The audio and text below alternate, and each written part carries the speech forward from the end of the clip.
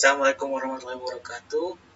Kami dari kelompok 9 Sosiologi kelas 11 SMA yang beranggotakan Izin Ahmad dan Baldwin, Hamid Zainabul Supandi, Imam Nasuha, Ryan Hakim Kurniawan, dan Dias Nurhaliza akan mempresentasikan mengenai materi konflik kekerasan dan upaya penyelesaiannya yang termasuk dalam bab 4 Sosiologi kelas 11 SMA. Tujuan pembelajaran kami yakni mendeskripsikan pengaruh diferensiasi sosial dan stratifikasi sosial, mengidentifikasi berbagai konflik dalam masyarakat, mendeskripsikan sebuah konflik, mendeskripsikan kekerasan, dan mengidentifikasi upaya penyelesaian konflik dan kekerasan.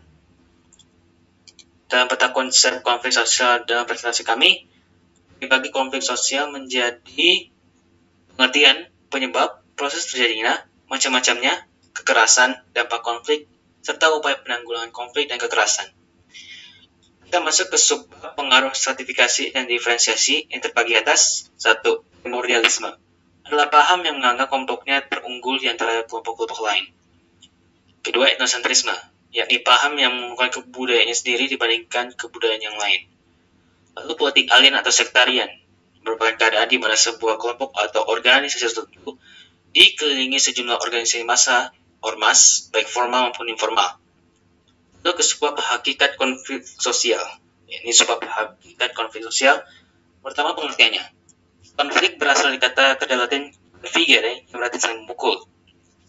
Konflik sosial adalah bentuk interaksi sosial antara satu pihak dan pihak lain yang ditandai dengan adanya sikap saling mengancam, menekan, hingga saling menghancurkan.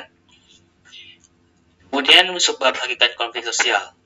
Sebab terjadinya adalah perbedaan kebudayaan, individu, ideologi, kepentingan sosial yang cepat, serta perubahan nilai-nilai sosial. Lalu bentuk konflik menurut para ahli, pertama dari Lewis A. Coser, terbagi dua, yakni konflik realistis dan non-realistis. Lalu ada Hendroff, terdiri dari konflik antar peranan keluarga atau profesi, antar kelompok sosial, antar kelompok terorganisasi dan tidak terorganisasi, serta konflik di antara satuan nasional. Lalu kemudian menurut Suryono Sukanto, yang disebut sebagai iinkepra, yakni konflik antar pribadi atau individu, sifat internasional, antar kelas sosial, politik, maupun antar ras. Lalu berikutnya dari sudut pandang psikologi sosial, yakni konflik dengan orang tua sendiri, dengan anak-anak sendiri, dengan keluarga, dengan orang lain, dengan suami istri, di sekolah, atau pekerjaan, agama, dan pribadi. Lalu berikutnya kami bagi menjadi 5 yang terdiri atas cara pengelolaannya atau yang terlibat. Yang kami bagi menjadi 3, yaitu inter-individu, antar-individu, dan antar-kelompok. Lalu kemudian kami bagi dalam sifat yang kami bagi kembali menjadi 2, yakni konstruktif dan destruktif. Lalu ketiga, posisi pelaku yang kami bagi menjadi 2, vertikal dan horizontal. Kemudian bidang aktivitas kami bagi menjadi 4, yakni sosial budaya, ekonomi, ideologi, dan politik. Kemudian terakhir ada publikasinya, bisa berbentuk terbuka ataupun tertutup. Lalu dapat konflik. Yang pertama adalah positifnya. Pertama, memperjelas aspek-aspek kehidupan. 2, adanya penyesuaian kembali norma-norma, nilai-nilai serta hubungan sosial dan kelompok. 3, sebagai jalan mengurangi ketegangan antara individu dan kelompok. 4, jalan mengurangi atau menekan pertentangan yang terjadi dalam masyarakat. 5, memunculkan kompromi baru. 6, berfungsi sebagai sarana mencapai keseimbangan antara kekuatan dalam masyarakat. Kemudian dampak negatifnya, meningkatkan solidaritas antar kelompok atau in-group solidarity, retaknya persatuan kelompok, perubahan kepribadian individu, hancurnya harta benda, dan dominasi bahkan takluknya salah satu pihak. Kemudian manfaat konflik sosial secara umum, meningkatkan solidaritas kelompok sebagai alat perubahan sosial. Jadi kita sebab hakikat kekerasan. Yang pertama, pengertiannya. Menurut Kamus Besar Bahasa Indonesia, kekerasan didefinisikan sebagai perbuatan seorang atau kelompok yang menyebabkan cedera atau tewasnya orang lain atau menyebabkan kerusakan fisik atau barang orang lain. Kata kuncinya adalah cedera, mati, kerusakan fisik atau barang. Nah, lalu kita masuk ke perbedaan konflik dan kekerasan. Kalau konflik, ada pelanggaran HAM yang dilakukan kedua belah pihak. Kekerasan, ada pelanggaran HAM yang dilakukan oleh pihak yang kuat kepada yang lemah. Kalau dalam konflik, terjadi melalui proses yang relatif panjang. Kalau kekerasan, proses terjadinya relatif lebih pendek. C, Atau ketiga, korban harta benda dan nyawa terjadi pada kedua belah pihak. Kalau kekerasan itu terjadi pada pihak yang lemah. Dalam konflik, penyelesaian dilakukan pihak ketiga melalui suatu proses perundingan. Kalau dalam kekerasan, penyelesaian dilakukan secara adjudication atau peradilan. Perdamaian berdasarkan hasil kesepakatan dari kedua belah pihak.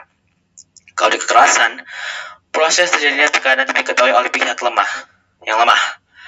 G. Dapat memotivasi untuk meraih prestasi. F. Karena kesalahan dua pihak. H. Dilakukan dengan langkah-langkah nyata, itu untuk konflik, untuk mencapai tujuan. Kalau yang kekerasan, G. Dilakukan dengan berprasangka sehingga merugikan pihak lain. Lalu persamaan konflik dan kekerasan.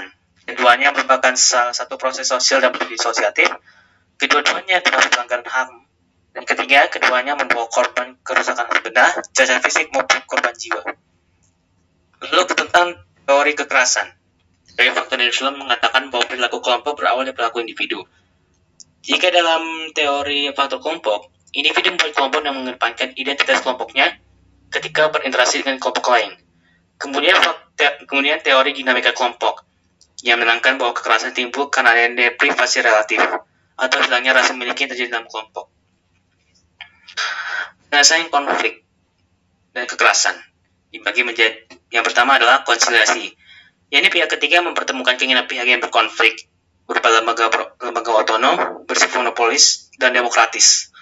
Lalu mediasi pihak ketiga sebagai penasihat, arbitrasi pihak ketiga sebagai penentu keputusan atau wasit, segregasi menghindar, adjudikasi penyelesaian lembaga hukum, stalemate kekuatan imbang, coercion paksaan, gencatan senjata yaitu penundaan peperangan sementara waktu.